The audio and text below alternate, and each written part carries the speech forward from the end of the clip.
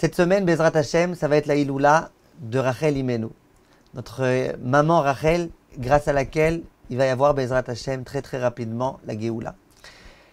Et j'aimerais qu'on réfléchisse un petit peu aux enseignements que Rachel a pu nous donner. J'ai déjà fait un cours chez Madame Journeau, il se trouve sur le site.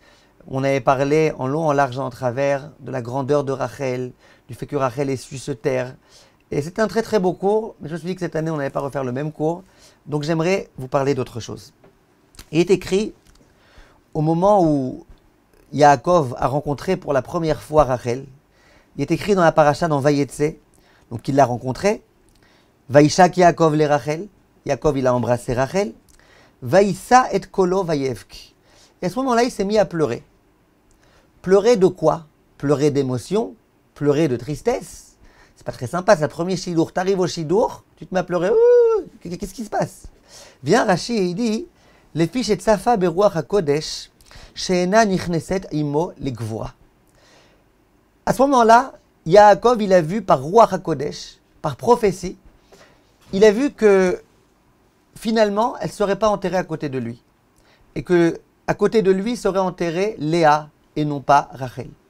Ça, il l'a vu par Ruach HaKodesh. S'il a eu ce Ruach HaKodesh, c'est quelque part que Kadosh Baruch Hu, il lui a fait savoir.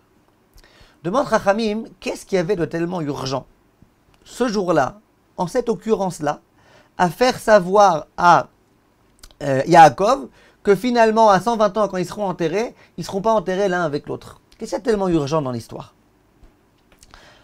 Ensuite, il faut savoir autre chose.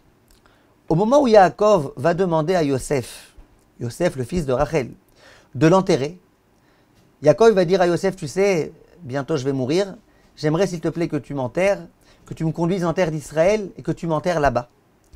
À ce moment-là, il est écrit dans le Passouk que Yaakov, il a dit à Yosef, je sais que tu es un peu fâché avec moi.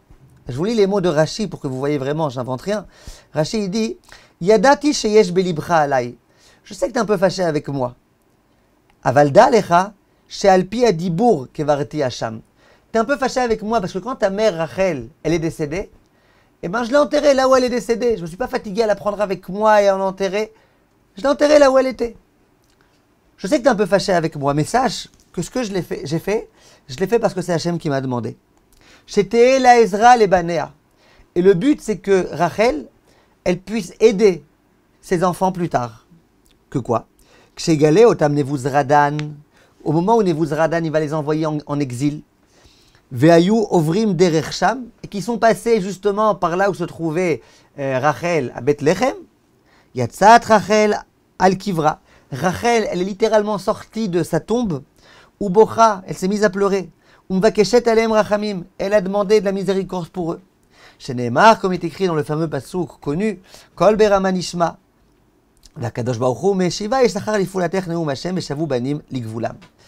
Donc, vient Yaakov et il dit à Yosef, sache que c'est pas pour rien que je l'ai enterré là-bas. Je l'ai enterré là-bas parce que c'est Hachem qui m'a demandé d'enterrer là-bas. Et Hachem, il avait une raison. Hachem, il savait qu'un jour, les Juifs iraient en exil et qu'on aurait grandement besoin du mérite de Rachel. Or, le chemin par lequel ils vont passer quand ils vont aller à Bavel, en exil, eh ben, ils vont passer justement par là où se trouve Rachel. Donc, c'est important qu'elles soient enterrées justement là, pour qu'au moment où ils passent, elles s'aperçoivent qu'ils sont là et qu'elles puissent prier. Viens, Chachamim, il pose une question. Il dit, j'ai pas compris. Si Hachem, ce qu'il voulait finalement, c'était de faire passer le clan d'Israël par là où se trouvait Rachel. De toute façon, on avait un long chemin. Hein. On devait aller d'Israël à Bavel. On n'aurait pas pu passer par la Meharat à Marpella. Ça changeait vraiment quelque chose de nous faire passer par tel chemin ou tel chemin? Hachem, il aurait fait en sorte qu'on passe par tel chemin. Et puis voilà. Donc c'est quoi ici cette histoire-là? Qu'il fallait que Rachel soit enterrée là-bas pour que quand les Bnei Israël passent par là, Rachel, elle les aperçoive. Qu'est-ce qui se cache ici? Alors, il faut savoir, il y a écrit dans la Gemara, dans Masechet Baba Batra, qu'à propos de Léa, on nous dit qu'elle avait les yeux rakot. Elle n'avait pas des beaux yeux. Demande la Gemara, comment on peut dire ça de l'une de nos imaot? On sait combien la Torah elle fait attention à dire du lachon hara de personne. A priori, c'est du lachon hara. Tu me dis de Léa qu'elle n'avait pas des beaux yeux, machin, elle avait les yeux effacés, elle avait les yeux fins, mous, je ne sais pas comment tu veux traduire ça. C'est pas très sympa. Pourquoi la Torah, elle nous le dit? C'est comme une fois, il y a une femme qui se regarde dans le miroir et elle dit à son mari, ouais, je me regarde dans le miroir, je suis moche, je suis moche, je suis moche. Et le mari, ouais, il acquiesce. Alors elle lui dit, mais vas-y, fais-moi un compliment, au moins un petit compliment. Il dit, ben la vérité, t'as une bonne vue. D'accord? Qu'est-ce que tu me fais de la Shonara? Elle n'a pas des beaux yeux, elle a des moches yeux, etc. Ça veut dire quoi? Vient Rava dans la Gemara et il dit que, en fait, la Gemara ici, elle vient faire l'éloge de Léa. Et la Gemara, elle raconte que Léa, quelquefois, elle se trouvait dans des carrefours et elle entendait les gens parler. Les gens dans la rue, quand ils papotaient, au lieu de parler des élections en Amérique, ils avaient un autre sujet. Ils disaient, tu sais, Rivka, elle a 2 enfants. Elle a 2 garçons. Lavan, il a 2 filles. Donc, qu'est-ce qu'on va faire? Le grand pour la grande, à savoir Esav avec Léa, et le petit pour la petite, Yaakov avec Rachel. Donc, elle savait déjà que les gens y parlaient du fait qu'il y avait eu un contrat qui avait été fait entre Rivka et Lavan, comme quoi, voilà, le mariage allait se passer de cette façon-là. Alors elle a commencé, elle a commencé Léa à s'interroger. C'est qui exactement ce grand garçon-là qu'a Lavan? Excusez-moi, ce grand garçon qu'a Rivka. Et on va lui dire, il s'appelle Esav. Il va dire, et c'est qui ce Esav? On va lui dire, c'est quelqu'un, c'est un gangster, c'est un méchant, il fait le mal, il fait le mal, il fait le mal. Et là, Rachel, elle va pleurer. Elle va dire, quoi? Moi, on va me mettre comme ça à ce rachat? Et après, elle s'est renseignée. Et l'autre, comment il est? Son frère? On dit, ah, son frère, c'est un tzaddik, il est dans les tentes de la Torah, il passe sa journée au Beth Midrash, il étudie la Torah, c'est quelqu'un de très très bien. Alors là, à ce moment-là, Léa, elle a commencé à voir la Rama. Et qu'est-ce qu'elle a fait? Elle a pleuré, elle a pleuré, elle a pleuré. Pourquoi la Gemara, elle dit qu'elle se trouvait à un carrefour? Vous savez, c'est quoi un carrefour? Dans les endroits les plus fréquentés des chemins, là où il y a des gens qui passent de tous les côtés. Pourquoi elle s'est mise dans un carrefour? Il y a certains Mefarshim qui expliquent, parce que, en général, quand on entend une mauvaise nouvelle, on entend la mauvaise nouvelle. Au bout de 2 jours, 3 jours, 4 jours, une semaine, ben ça y est, on arrête de pleurer. Elle s'est dit non, il faut que je continue à pleurer, pour qu'Hachem il met en pitié. Qu'est-ce qu'elle a fait? Elle s'est mise à un endroit dans lequel elle entendait sans arrêt qu'on parlait de Léa qui allait se marier avec Esav. Et sans arrêt, elle demandait qu'est-ce que vous dites de Esav. Et sans arrêt, elle en entendait encore des pires et des pires et des pires. Et comme ça, elle continuait à pleurer. Sans arrêt, elle pleurait, elle pleurait, elle pleurait, elle pleurait. Kadosh Baruch Hu, il a eu pitié d'elle. Et c'est pour ça, finalement, qu'il va lui donner le mérite de pouvoir se marier à Yaakov. Rachel, elle savait très bien que sa sœur, c'était une tzadékette. Et Rachel, elle savait très bien que Lavan, c'était vraiment un rigolo. Elle s'est adressée à Yaakov, elle dit, regarde, moi je te dis depuis le début, je te dis d'emblée, sache que ton beau-père, ça va être un rigolo, ton beau-père c'est Lavan, et je te raconte qui il est exactement. Yaakov, il savait donc à qui il avait affaire. Il s'est engagé à travailler 7 ans chez Lavan pour pouvoir obtenir Rachel, mais il savait très bien que c'est tout à fait possible que finalement on lui donne Léa. Qu'est-ce qu'il a fait? Il a donné des simanim. Il a donné des codes secrets à Rachel. Il lui dit comme ça, le soir quand on est au lit, je te pose quelques questions pour savoir que c'est bien toi et pas quelqu'un d'autre. Il savait très bien. C'était quoi ces simanim? C'était quoi ces codes secrets? Les Datskenim, ils expliquent. Il dit c'était les halachot de Chala, Nida, Adlakataner, Hana, Hina. Il lui a enseigné ces halachot-là. Il lui a dit le soir, quand on va être au lit, je vais te poser la question. Combien de nérotes faut allumer? Et je vais savoir. Si tu me dis 2, je sais que c'est toi. Si tu me dis 1 par enfant, je sais que c'est une Chabad. Je crois pas qu'elle était Chabad Léa, j'en sais rien, peut-être. Je saurais que c'est. Si tu me dis 1, c'est que tu connais pas la halacha. Bref, il lui dit regarde, il faut que je sache que c'est toi. Combien d'eau faut qu'il y ait dans le mikvé? Ça, c'était le siman. Au moment où le mariage était imminent, elle savait très bien, Rachel, que son père, il avait l'intention de les marier ensemble. Ça veut dire Léa avec Yaakov. Rachel, elle s'est dit, la chouma qu'elle va avoir, ma sœur, si jamais Yaakov lui pose quelques questions, qu'elle n'est pas capable de répondre, chouma terrible, je ne peux pas lui faire ça. Rachel a été, elle a dit à Léa, regarde, je vais t'expliquer tous les simanim. Et elle va commencer à lui expliquer, Ilchot Chala, Ilchot Nida, Ilchot Adlakataner. Elle va tout lui enseigner. pour qu'au moment où Yaakov pose la question à Léa, que Léa, elle soit capable de répondre. Ça, c'est l'histoire telle qu'elle s'est produite.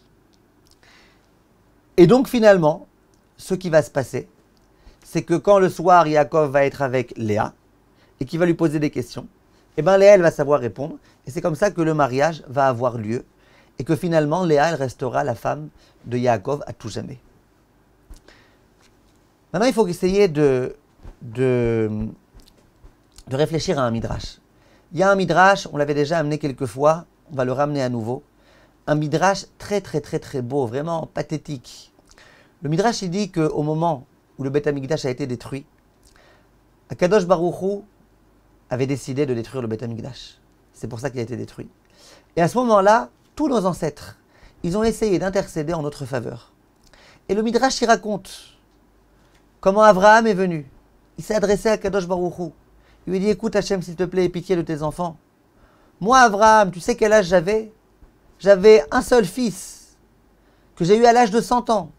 Tu m'as demandé d'aller procéder à la Hakeda, de le sacrifier. J'ai posé des questions. J'ai dit, il faut réviser peut-être ta décision. Walou, t'as dit de faire, j'ai été faire. Hachem, s'il te plaît, aie pitié de mes enfants. Akadosh Baruch Hu reste insensible. Il y a Yitzhak qui arrive. Yitzhak qui dit, mais attends, moi quand on a voulu me sacrifier, je n'étais pas un petit gamin. Je pouvais très bien refuser. Je pouvais très bien me débattre. Non seulement je ne suis pas débattu, mais moi-même j'ai tendu mon cou pour que toi, Akadosh Baruch Hu, tu puisses me faire, me prendre comme tu l'avais désiré. J'ai rien dit. S'il te plaît, Hachem, sois favorable. Akadosh Baruch Hu, il reste insensible. Et comme ça, le Midrash raconte, Yaakov et Moshe, Aaron, tout le monde va venir. Moshe, il va dire, ils ont failli me lapider, j'ai rien dit. S'il te plaît, Hachem, toi aussi, aie pitié d'eux. Personne n'a réussi à convaincre Akadosh Baruch Hu. Jusqu'à ce que vienne Rachel sur la scène de l'histoire et qu'elle dise à Akadosh Baruch Hu, écoute Akadosh Baruch Hu. Et là, elle va lui raconter l'histoire. Elle va dire, Hachem, tu te rappelles très bien qu'il y avait un homme dont j'étais amoureuse, qui s'appelait Yaakov. Et lui aussi, il m'aimait très très fort. Et on voulait se marier. Et on avait une très grande passion l'un pour l'autre. Et notre père, comme on savait très bien que c'était un arnaqueur, eh ben, il nous a donné des simanim. Yaakov, il m'a donné des simanim. Et j'étais toute fière, toute heureuse de pouvoir me marier avec Yaakov Avinu. C'est qui Yaakov Avinu? Un grand homme. Mais finalement, comme j'ai vu que ma sœur, c'est elle qui allait être avec lui le soir au lit, parce que notre père, Lavan, comme son nom l'indique d'ailleurs, parce que cet homme-là, sans arrêt, il disait, par exemple, le lendemain matin, s'il était venu Yaakov et qu'il avait dit elle est où Rachel, pourquoi tu m'as pas mis Léa? Ben lui, il dit c'était une vanne. C'était la vanne du siècle. C'était comme ça qu'il fonctionnait. Donc elle dit, Rachel à Akadosh Baruch Hu, moi j'ai été prête à renoncer à cet amour, à renoncer à cette passion. Tout ça pourquoi? Pour ma sœur. Pour pas faire honte à ma sœur. Et là elle dit des mots très forts.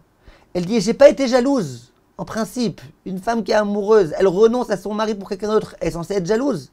Elle dit, j'ai pas été jalouse, j'ai accepté de faire ça. Et toi, Kadosh Baruch Hu, t'es devenu jaloux. Toi, Kadosh Baruch Hu, tu t'es fâché contre les Bnei Israël parce qu'ils faisaient de l'idolâtrie. T'es devenu jaloux des autres dieux. Moi, je suis un être humain, j'ai été capable de supporter cette jalousie. Toi qui es Dieu, le Tout-Puissant, t'es pas capable d'accepter cette jalousie? Et là, Kadosh Baruch Hu, il va immédiatement dire à Rachel, Rachel, ma fille, arrête de pleurer. Minaï kolech mi bechi, arrête de pleurer.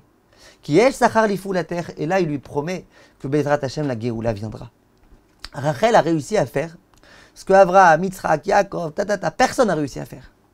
Question, qu'est-ce qu'il y a de particulier dans ce comportement de Rachel? A priori, si on se pose la question, vous êtes bien d'accord que c'est quand même plus fort la Kedat Yitzhak. Être prêt à tuer son fils, c'est plus fort que de renoncer à un mari. Il était prêt à tuer son fils. Yitzhak était prêt à mourir. Et d'ailleurs, au moment où, à Kippour, à Rosh Hashanah, on va parler du srout, du Ham Israël, on ne va pas trop parler de Tran, un tout petit peu. On va surtout parler de la Kedat Yitzhak. La Kedat Yitzhak, tous les jours, elle nous accompagne, cette Kedat Yitzhak. Comment ça se fait que, ici, on voit que tout le mérite de la Kedat Yitzhak, ça a aidé en rien? La seule chose qui va vraiment aider, c'est Rachel. Comment ça se fait? L'autre fois, on avait donné une réponse. On avait dit que le Nisayon de Rachel, il a duré pendant des années et des années. Toute sa vie, Rachel, elle va supporter. Elle va subir. Mais là, on va donner une autre réponse que j'ai entendue du Rav Rosenblum. Très très belle réponse. J'aimerais la partager avec vous et vous allez voir comment ça va répondre un petit peu à tout ça. Le Rav Rosenblum, il dit que l'un des défauts qu'on a, ça peut être aussi une qualité, quelquefois, c'est la jalousie. La jalousie, on sait très bien que l'être humain, il est jaloux. Il peut se travailler, il peut essayer, une fois qu'il voit qu'il est jaloux, de se raisonner. Mais l'être humain, il est jaloux. Et d'ailleurs, cette jalousie, on voit qu'elle concerne tous les secteurs. Pas que les juifs, ils sont jaloux, les goïms aussi. Même les animaux, ils sont jaloux. On raconte que quand il y avait les 2 sacrifices qui devaient être faits à l'époque de Eliyahu Hanavi, et qu'on devait prouver que Dieu c'est le vrai Dieu et que le Baal c'était pas un vrai Dieu, il y avait 2 sacrifices, il y avait 2 veaux qui étaient censés être amenés. Et bien il y a écrit explicitement que le veau qui était censé être amené pour la Avodah, il a refusé d'avancer. Il a fait une manif. Il a dit moi je refuse. Ça vaut pas le coup. Je veux pas. Pourquoi je veux pas? Ben parce que moi je vais aller pour l'idolâtrie, l'autre ça va être le beau gosse, il va aller là pour glorifier le nom d'Hachem, et moi comme ça, même les animaux, ils ont de la jalousie. Les êtres humains, ils ont de la jalousie. Dans la création du monde, on voit que la lune, elle va être jalouse. Même les astres, ils sont jaloux. Tout le monde est jaloux. Il y a quelque chose qui s'appelle la jalousie. Maintenant, il faut savoir quelque chose. Au passage, dans la paracha de Shoftim, au moment où on va nous parler des guerriers qui vont partir au combat, et on va nous dire qu'il y a certains guerriers, certains soldats qui sont dispensés d'aller au combat. On va nous dire quoi? On va nous dire l'homme qui a planté une vigne et qui n'en a pas encore profité, il est dispensé d'aller au combat, de peur qu'il meure au combat et que quelqu'un d'autre profite de sa vigne. Quelqu'un qui s'est marié avec une femme et qui n'a pas encore consommé son mariage, eh ben il a le droit de ne pas aller au combat, qu'il n'aille pas au combat. Pourquoi? De peur qu'il meure et que quelqu'un d'autre prenne sa femme. Pareil avec un appartement, quelqu'un qui a construit un appartement et qui n'a pas profité. Vient Chachamim me pose une question très forte. Il dit, je ne comprends pas. Pourquoi le passouk ne dit pas simplement, celui qui a bâti une maison, ou alors une vigne, ou alors qui s'est marié et qui n'a pas encore pu profiter, qu'il n'aille pas au combat de peur qu'il meure, un point c'est tout. De peur qu'il meure et qu'il ne profite pas. Ni de sa femme, ni de sa vigne, ni de son appartement. Pourquoi tu as besoin de dire de peur qu'il meure et que quelqu'un d'autre en profite? Question, non? Question très très forte. On raconte une blague. On raconte une blague et ça va être la réponse à cette question. On raconte qu'une fois il y avait une femme qui était mariée et son mari tous les soirs il rentrait très très tard. Tantôt à 2h du matin, tantôt à 4h du matin, machin, il arrivait parfois un peu pas très net, etc. Alors une fois il y a sa voisine qui vient voir cette femme-là et qui lui dit ton mari, il est où? 2h du matin, 3h du matin, tu devrais te poser des questions. Alors elle dit non, ça va, il est gentil, mon mari, tranquille, il m'achète des fleurs pour Shabbat, ça va, il est tranquille. Alors il dit, mais la vérité, c'est quoi cette histoire-là? 2h du matin, 3h, tu sais, ce que les gens ils font parfois à ces heures-ci, etc. Tu devrais te poser des questions. Alors elle dit, mais toujours toi à monter sur tes grands chevaux, à m'inquiéter, à machin. Qu'est-ce qu'il y a? Mon mari, il n'est pas arrivé, ok. Peut-être qu'il a eu un accident, peut-être qu'il est mort. Mais pourquoi toi tu regardes des choses tellement... Ça veut dire quoi? Ça ne dérange pas qu'il meure, juste qu'il ne la trompe pas. Eh bien, dit Rachamim, c'est la même histoire ici. C'est vrai, et ça c'est le Rav Levinstein qui le dit. Le Rav Yecheskel Levinstein, il dit ça. Il dit, un homme, tu vas lui dire, tu vas au combat, tu vas mourir. À la rigueur, bon, d'accord, je meurs. Mon appartement, il m'attendra pour quand il y aura Triat Hametim. Ma femme, elle m'attendra quand... Mais si tu dis à la personne, tu meurs et quelqu'un d'autre va profiter de ton appartement, de ta vie, de ta femme, ça déjà, ça énerve. Déjà, parce que, pourquoi? Parce que l'homme, en lui, il a un défaut qui s'appelle la jalousie. Quelquefois, à nouveau, la jalousie, ça peut être quelque chose de bien, mais ce n'est pas mon sujet maintenant. L'homme, il a la jalousie, il est habité de ce sentiment qui s'appelle la jalousie. Plus que ça, au moment où Abraham va procéder à la Kedat Yitzhak, il est écrit que le Satan, il va venir, il va essayer d'empêcher Abraham. Il est écrit qu'Abraham, il avance, à un moment donné, il y a une espèce de mer comme ça, qui se place face à Abraham. Un océan qui se met face à Abraham. Abraham, il était déjà âgé, il était vieux, il ne savait pas très bien nager, machin. Il dit à Akadosh Baruch Hu, écoute Hachem, moi tu m'as demandé d'aller faire la Kedat Yitzhak, je suis empêché maintenant d'avancer. Fais quelque chose. L'océan va se retirer. Une fois qu'il traverse cet océan, le Satan vient voir Abraham Avinu. Il lui dit, écoute Abraham, tu n'as quand même pas tué ton fils. Abraham, il dit, si, Hachem m'a dit. Il dit, mais non, Hachem, il voulait juste vérifier. Voilà, il t'a mis un océan, il a voulu voir que tu étais prêt à ne pas renoncer. Maintenant que tu as fait tes preuves, ça y est, tu ne vas pas le tuer. Et c'est ton seul fils. Et si ton fils il meurt, tu n'auras plus d'autres enfants. Tu n'auras plus ensuite de descendants. Et le Satan, il continue. Il dit, si tu le tues, Hachem, il te demandera des comptes. Abraham, il ne se laisse pas faire. Il dit, moi, je suis quelqu'un qui, quand Kadosh Baruch Hu dit quelque chose, j'obéis. Très bien. Yitzhak arrive. Le Satan va voir Yitzhak. Le Satan, il dit à Yitzhak, dis-moi, tu ne te poses pas des questions là? Ton père, il a pris du bois, il a pris le couteau, il a pris tout ce qu'il fallait, mais il n'a pas pris de sacrifice. Alors Yitzhak, il dit, ok, parce qu'il compte trouver un mouton là-bas. Et ah d'accord, du bois dans la forêt, il ne trouve pas, mais des moutons, il va trouver. Comme si des moutons, ils grandissaient, ils poussaient sur des arbres. Le Satan, il dit à Yitzhak, Yitzhak, ne te leurre pas, c'est toi le mouton. Yitzhak, il dit, ok, si c'est moi le mouton, c'est moi. À ce moment-là, le Satan, il vient voir Yitzhak, et il dit à Yitzhak, mais tu sais, qui est-ce qui va prendre tes vêtements? Tous les vêtements que ta mère t'a donnés, tu sais qui est-ce qui va les prendre? C'est Ishmaël. Si tu meurs, tes vêtements, ils vont être pris par Ishmaël. Demande Chazal, il est prêt à mourir, est-ce que tu lui parles de ses vêtements? Non, le Satan, il s'est dit, mourir. Mais si tu lui dis maintenant que ses vêtements, ils vont être pris par Ishmaël, là, peut-être qu'effectivement, ça va le déranger. C'est-à-dire qu'il y a cette force-là, dans l'être humain, très, très, très, très puissante, qui s'appelle la jalousie. Maintenant, attendez, une seconde, juste, il y a un petit problème, une seconde.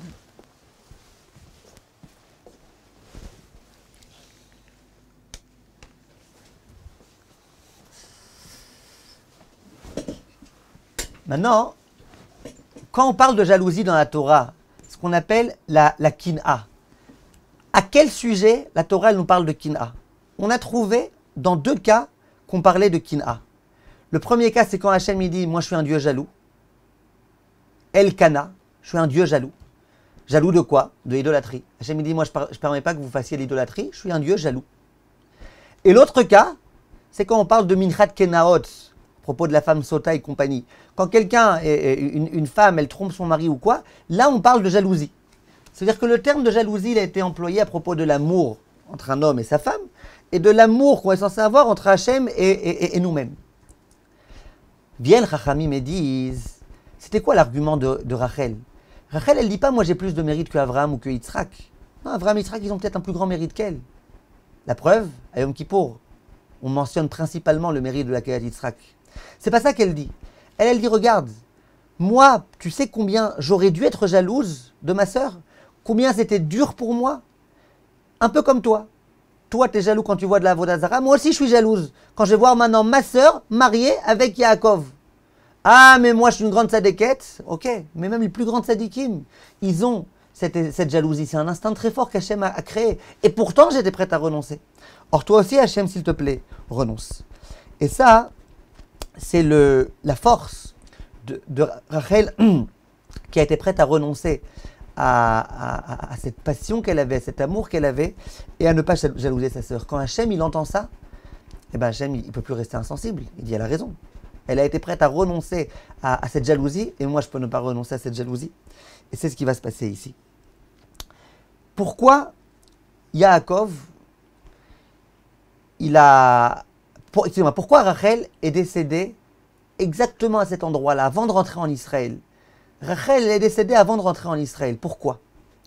Alors, le Ramban, il explique, dans Parashat Vaïchi, il explique de la façon suivante. Vous savez qu'on n'a pas le droit de se marier avec deux sœurs. Une fois que la Torah va être donnée, on n'aura pas le droit de se marier avec deux sœurs. Simplement, Yaakov, c'était avant que la Torah ait été donnée, et compagnie, et compagnie. Maintenant, dit le Ramban, il ne voulait quand même pas, Yaakov, être enterré avec ses deux femmes. Il ne voulait pas. Pourquoi il ne voulait pas? Il s'est dit, c'est quand même pas... La Torah bientôt va être donnée et tout, moi je vais être enterré à côté de deux sœurs, qui sont mes femmes les deux. On n'a pas le droit d'être marié avec deux sœurs. Donc maintenant, le Ramban il dit comme ça. Il fallait donc bien qu'il y en ait une qui puisse pas rentrer en Israël, et qui puisse pas être enterrée avec lui. Mais d'après la Torah, d'après la loi, d'après la logique, qui est-ce qui est censé être enterré avec lui? Sa première femme ou sa seconde femme? Sa première. C'est elle sa vraie, en quelque sorte, sa vraie femme. Donc Léa, c'était sa première femme à Yaakov. Rachel, après, elle est venue, elle a fait l'incruste, entre guillemets. Mais sa vraie femme, sa première femme, c'était Léa. Maintenant, il ne fallait pas que les deux soient enterrés avec lui. Or, qui est-ce qui allait être enterré avec lui? Eh bien, c'était Léa. C'est comme ça la logique qu'elle veut. Donc, pourquoi Akadosh Baruch Hu a fait en sorte que Rachel ne puisse pas entrer avec Yaakov en Eretz Israël et être enterrée à côté de lui? Pourquoi? Eh bien, justement, parce que la place à côté de Yaakov, c'était pour Léa. En d'autres termes, ça veut dire que lorsque Rachel, elle a été prête à renoncer à l'amour qu'elle avait pour Yaakov, elle n'a pas été prête simplement à renoncer. Elle a été prête aussi à renoncer même à mourir avant sa sœur et à ne pas être enterrée. Regardez combien son abnégation était grande. C'est ça la force de Rachel. Rachel, quand elle a dit, vas-y, je te donne les simanim, ça veut dire, toi, sois sa femme, et moi, j'en sais rien si je serai sa femme. Peut-être que je ne serai pas. Peut-être qu'il va se fâcher avec moi que je t'ai donné les simanim. Peut-être qu'il va décider de ne pas vouloir épouser deux sœurs. J'en sais rien. Elle a été prête à renoncer à tout pour ne pas faire honte à sa sœur.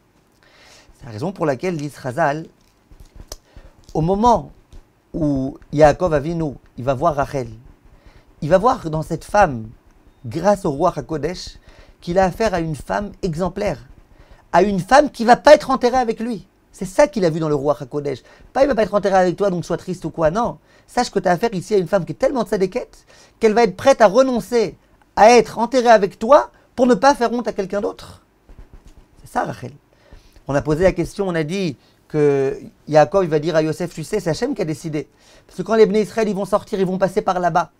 On a dit, c'est pas grave. Elle a qu'à être enterrée avec Yaakov, les Bnei Israël on les fera passer par là-bas. Réponse, mais non. Le grand mérite que Rachel elle va avoir, et la raison pour laquelle Rachel elle va avoir un argumentaire face à Kadosh Baruch Hu, c'est justement parce qu'elle a été prête à renoncer à tout, à renoncer à son mari pendant 7 ans, à renoncer peut-être à jamais être mariée avec lui, à renoncer à être enterrée, à renoncer à devoir mourir avant elle. Elle était prête à renoncer à tout.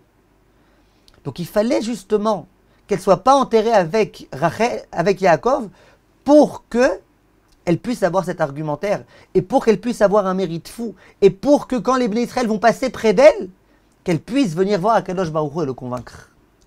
Ça, c'était la grandeur de Rachel Imenu. C'est la raison pour laquelle Chachamim disent que cette Rachel Imenu, elle a un mérite fou, elle a un mérite considérable, et c'est pas pour rien qu'on invoque à chaque fois le mérite de Rachel, surtout quand on parle de Géoula, on a besoin de Géoula. Et on dit à Kadosh Baruch Hu, n'oublie pas Rachel, n'oublie pas ce qu'elle a été prête à faire pour nous. Je racontais autrefois une histoire très très connue de Rav Chaim Shmulevitz, qui un jour a été prié au Kever Rachel. Et il a entendu, du côté de la Ezrat Nashim, une femme qui pleurait de toutes ses forces, machin. Et qu'il le veuille ou non, il a entendu cette femme pleurer, il entendait ce qu'elle disait. Cette femme, elle disait, écoute Rachel, tu sais c'est quoi toi, hein, d'être mariée pendant des années et pas avoir d'enfant? Tu sais c'est quoi, hein? Eh bien moi, ça fait 20 ans que je suis marié, j'ai toujours pas d'enfant. Mais toi tu sais c'est quoi? S'il te plaît Rachel, adresse-toi à Kadosh Baruch Hu. Demande à Kadosh Baruch Hu qu'il ait pitié de moi. S'il te plaît Rachel, toi qui sais c'est quoi cette souffrance? Le Rav il a entendu ça, il avait les larmes aux yeux. Il s'est dit mais c'est fou une tfila tellement forte. Quand il est sorti, l'histoire raconte qu'il a dit, est-ce que vous pouvez m'appeler s'il vous plaît la femme qui prie là-bas dans la Ezrat Nashim? C'était pas son habitude, le Rav Shmulevitz parlait à une inconnue. On a appelé la femme.